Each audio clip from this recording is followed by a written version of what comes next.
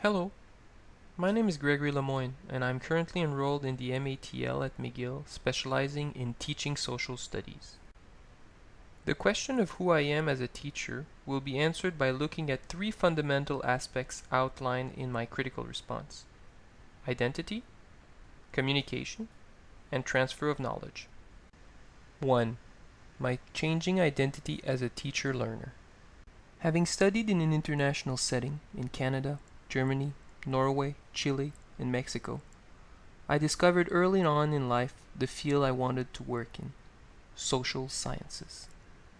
My work experience in museums, universities, schools further strengthened my convictions, and I started to have a well-rounded idea of what I wanted to become: a teacher. As I had my first official experience teaching English in a school in Turkey in 2012, I further realized the audience I wanted to teach to: teenagers and young adults.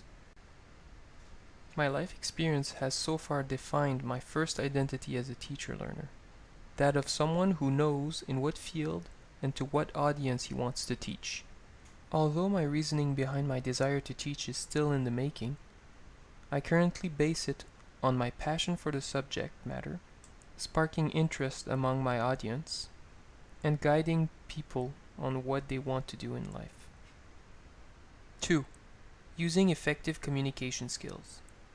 Looking back at my experience in a school setting, effective communication has proven to be my biggest challenge.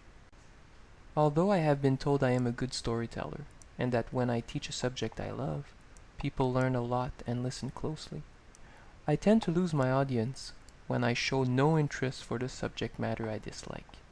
Whilst working in Turkey, I had no interest in teaching English, but I was devoted to my recess courses on world history that I offered on my own time. Consequently, my classes were chaotic, as students did not bond with me during my regular class hours. Those who came to my history courses at recess saw a whole different side of me, and they connected well with me. 3. Have I been able to transfer knowledge to my students? Although I had difficulty in transferring knowledge of the mainstream course content due to my lack of enthusiasm for it, I did, however, give an eye-opening perspective on several different social issues outside the predetermined syllabus. Whether it was talking about the inequality of life as you grow older, or discussing entomology as I presented my tarantula collection to the class, my class learned a lot with me.